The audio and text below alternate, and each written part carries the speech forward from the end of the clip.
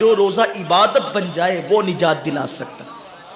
ایک تو روزے کی عادت ہے اور ایک تو روزہ عبادت ہے۔ روزہ عادت اور عبادت میں فرق کیا ہے؟ عادت یہ سب نے رکھا ہم بھی رکھ لیں، یہ عادت ہے۔ السلام علیکم ورحمۃ اللہ وبرکاتہ۔ آپ سبھی کو رمضان بہت بہت مبارک ہو۔ آج میں آپ کے سامنے سید امین القادری صاحب کا ایک زبردست بیان لے کر آئی ہوئی ہوں، جنہوں نے رمضان کے اوپر بہت ہی زبردست بیان دیا ہے۔ تو چلیے پلیز ان کی ویڈیو کو دیکھتے ہیں۔ جو روزہ عبادت بن جائے وہ نجات دلا سکتا۔ ایک تو روزے کی عادت ہے اور ایک تو روزہ عبادت ہے۔ روزہ عادت اور عبادت میں فرق کیا ہے؟ عادت یہ سب نے رکھا ہم بھی رکھ لیں، یہ عادت ہے۔ نہ رکھیں گے تو کیا جواب دیں گے، یہ عادت ہے۔ نہ رکھیں گے تو لوگ تانا دیں گے، عادت ہے۔ پھر روزہ عبادت کیا ہے؟ روزہ عبادت یہ ہے کہ اللہ نے روزہ رکھنے کا حکم دیا ہے اور مصطفیٰ جان رحمت نے روزے کا حق یہ بتایا ہے، اگر تو روزہ رکھے تو صرف بھوکا پیاسا نہ رہے بلکہ تیرا ہاتھ بھی روزے دار رہے، تیری زبان بھی روزے دار رہے، تیری آنکھ بھی روزے دار رہے، تیرا پیر بھی روزے دار رہے، تیرا کان بھی روزے دار رہے۔ کان روزے دار اس طرح کہ کان اللہ کے ممنوع کردہ چیزوں کو نہ سنے، ہاتھ روزے دار اس طرح ہاتھ اللہ کے منع کردہ کاموں کو نہ کرے، زبان روزے دار اس طرح کہ زبان اللہ کی ممنوع کردہ چیزوں کو ادا نہ کرے، پیر روزے دار اس طرح کہ پیر اس جگہ چل کر نہ جائے جہاں اللہ نے جانے سے منع کیا ہے۔ جب تو ان سارے اعضاء کو روزے دار بناتا ہے تو ایسے روزے کے معاملے میں میرا اللہ فرماتا ہے روزہ میرے لیے ہے اور میں ہی اس کی جزا ہوں۔ ہر عمل کی جزا جنت ہے، روزے کی جزا خدا کی ذات ہے۔ اسی لیے آقا فرماتے ہیں روزے دار کو دو خوشی ہے، ایک تو افطار کے وقت، دوسرا لقائے رحمان کے وقت، خدا کی زیارت کے وقت۔ صحابہ نے پوچھا آقا ہم اللہ کی زیارت کیسے کریں گے؟ آقا فرماتے جیسے تم آسمان پہ چاند دیکھتے ہو بلا تمثیل اسی طرح تم خدا کی زیارت کیا کرو گے۔ یہ روزے داروں کی شان ہے۔ آج کے روزے کیا ہے؟ جس میں جھگڑا، جس میں غیبت، جس میں چگلی، جس میں فساد۔ روزے کو عادت مت بناؤ، روزے کو عبادت بناؤ۔ احساس مٹ گیا، عبادتوں کا احساس مٹ گیا، گناہوں کا احساس ختم ہو گیا۔ جب تک کہ لوگوں میں گناہوں کا احساس زندہ تھا وہ عبادت کر کے بھی اللہ سے ڈرتے تھے، وہ عبادت کر کے بھی رب کی بارگاہ میں آنسو بہاتے تھے کہ مولا میں تو حق ادا نہ کر سکا۔ لیکن آج احساس نہیں ہے، اس لیے لوگ ہنستے ہنستے افطار کرتے ہیں۔ حالانکہ صحابہ کا معمول تھا جب افطار کا وقت آتا وہ ہاتھوں کو اٹھا کر کے روتے اور کہتے مولا روزہ تو چلا گیا لیکن روزے کا حق نہ ادا ہو سکا، آنسو بہاتے ڈرتے۔ لیکن آج ایسا کچھ بھی نہیں ہے۔ ہماری ساری نیتیں تو دسترخوان پہ لگی ہوتی ہے افطار کے وقت۔ آئیے ایک بات نکل آئی، احساس گناہ۔ کیا ہے احساس گناہ؟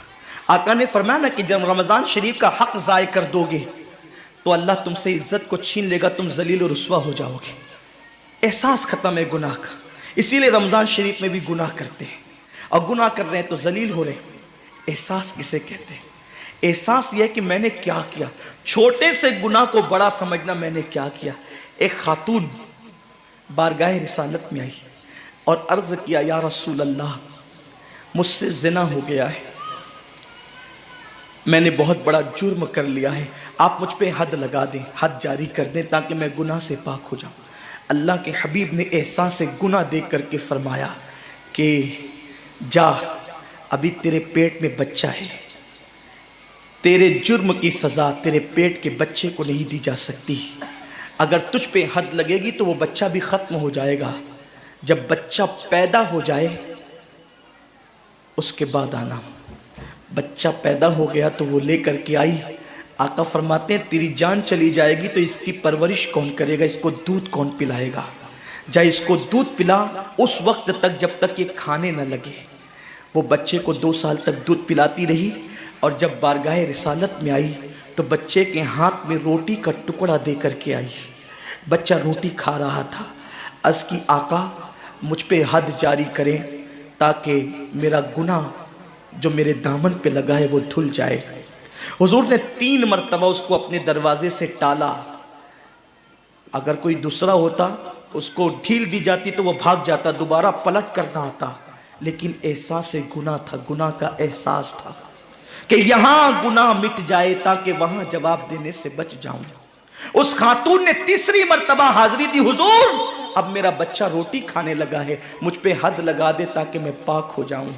अल्लाह के हबीब ने फरमाया, अल्लाह की बंदी, जब अल्लाह ने तेरे जुर्म पे पर्दे डाल दिए थे तो तूने इजहार जुर्म क्यों किया?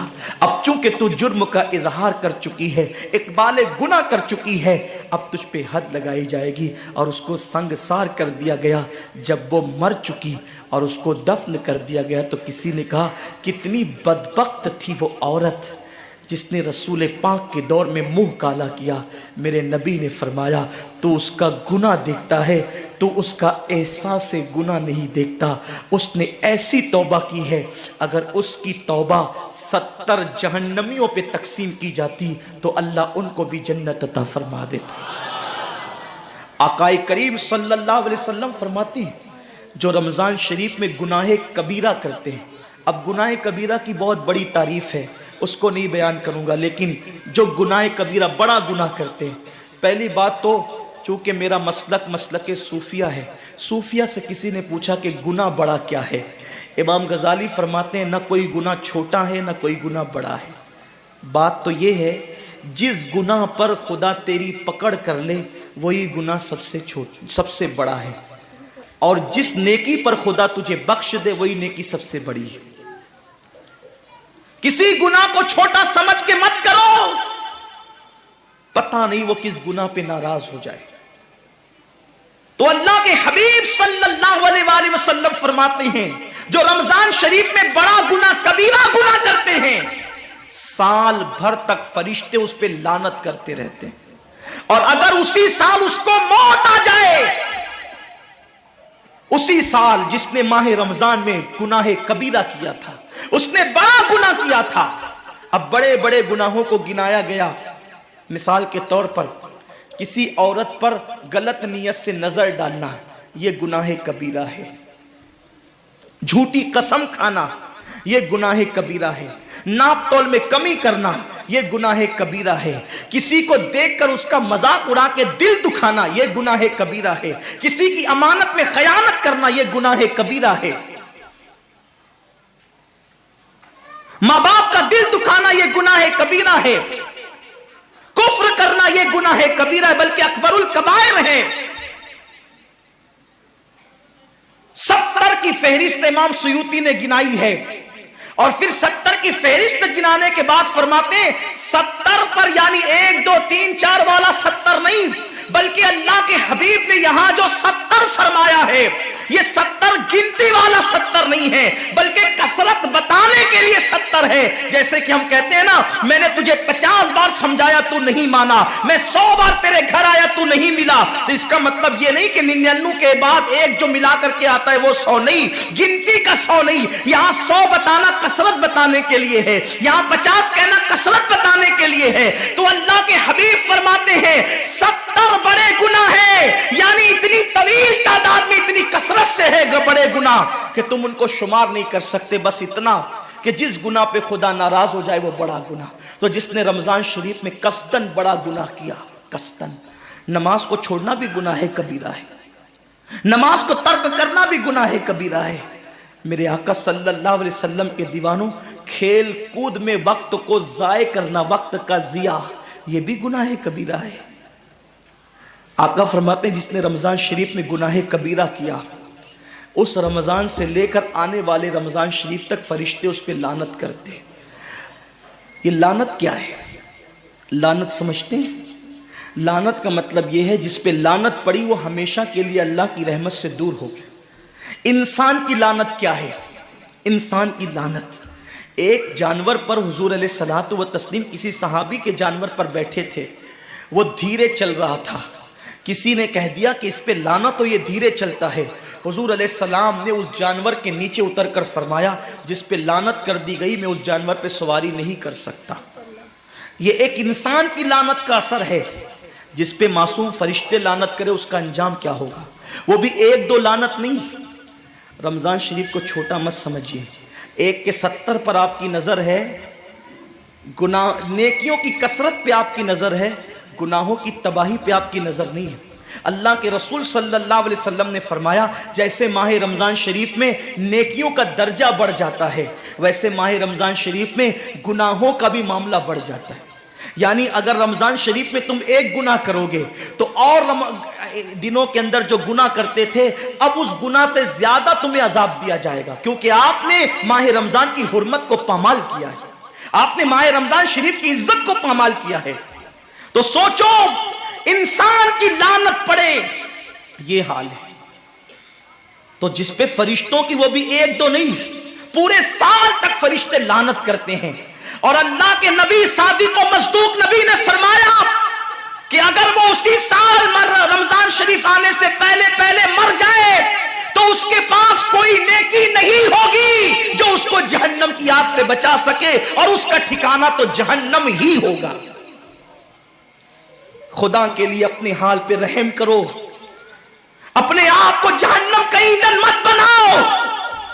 ہمارا جسم اتنا طاقتور نہیں ہے کہ ہم اپنے جسم پر جہنم کے عذاب کو برداشت کر سکے. میری قوم کے جوانوں, اپنی جوانی پہ اترانے والوں, اپنی قوت پہ ناز کرنے والوں, اللہ کے رسول صلی اللہ علیہ وسلم فرماتے ہیں کہ جہنم کی آگ کی ایک چنگاری اگر دنیا کے سمندر میں ڈال دی جائے تو دنیا کے سارے سمندر آگ سے بھڑکنے لگے. اس چنگاری کو, وہ جہنم کی چنگاری کو سمندر ٹھنڈا نہیں کر سکتے, بلکہ سمندر کو وہ ایک چنگاری بھڑکا دے گی اور سمندروں کے اندر آگ لگ جائے گی. جو ایک چنگاری سارے سمندر کو بھڑکا دے, اللہ اکبر, اس جہنم کے اندر یہ چھوٹا سا وجود جو چھوٹی سی, اللہ اکبر, اگر بتی کے چٹکے کو برداشت نہیں کر سکتا, جو چراغ کی لو کی تیز کو, جو چراغ کی لو کی حرارت کو برداشت نہیں کر سکتا, جو سگریٹ کے چٹکے پر بے قرار ہو جاتا ہے, یہ چھوٹا سا وجود جب جہنم کے اندر داخل کیا جائے گا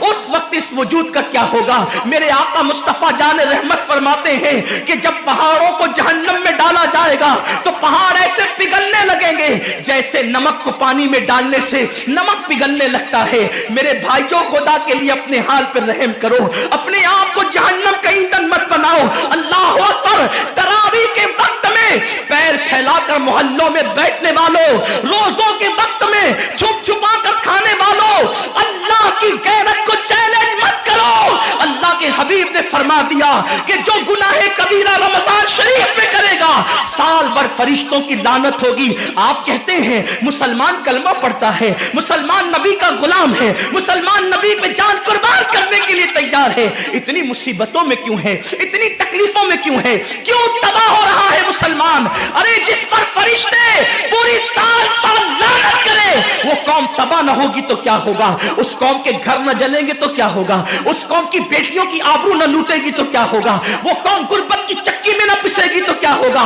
آؤ سچی توبہ کر لو, توبہ کے دروازے کھلے ہوئے ہیں, اپنے گناہوں کا احساس کر لو, نادم ہو کر قدرت کی بارگاہ میں پلٹ جاؤ. میرا رب فرماتا ہے فَفِرُّوا إِلَى اللَّهِ, کہاں جا رہے ہو, دوڑو اللہ کی طرف, پلٹو اللہ کی طرف. بڑے سے بڑا پاپی اگر خدا کی طرف احساس گناہ لے کر, ندامت کے آنسو لے کر اللہ کی بارگاہ میں پلٹا ہے تو اللہ نے اس کو مغفرت کا پروانہ عطا کیا ہے. میرے رب کا وعدہ ہے جو میری بارگاہ میں پلٹتے ہیں میں ان کو لوٹاتا نہیں ہوں, میں ان کو معاف کر دیتا ہوں. سبقت رحمتی علی غضبی, میری رحمت میرے غضب پہ سبقت لے گئی ہے. وہ رب جو 70 ماؤں سے زیادہ پیار کرتا ہے, امت کی تباہی کا اتنا ہی خیال ہے تو ہم رمضان شریف کا احترام کیوں نہیں کرتے, ہم رمضان شریف کا اہتمام کیوں نہیں کرتے, کیوں ہم اللہ کی عبادت کی طرف نہیں آتے.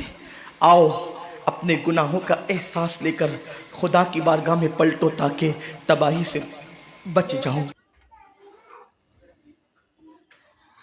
تو آج کی ویڈیو آپ لوگوں کو اچھے لگے تو پلیز کمنٹ باکس میں ضرور بتائیں, اور میری ویڈیو کو لائک کریں, دوسروں تک شیئر کریں, اور میرے چینل کو سبسکرائب کریں. جزاک اللہ.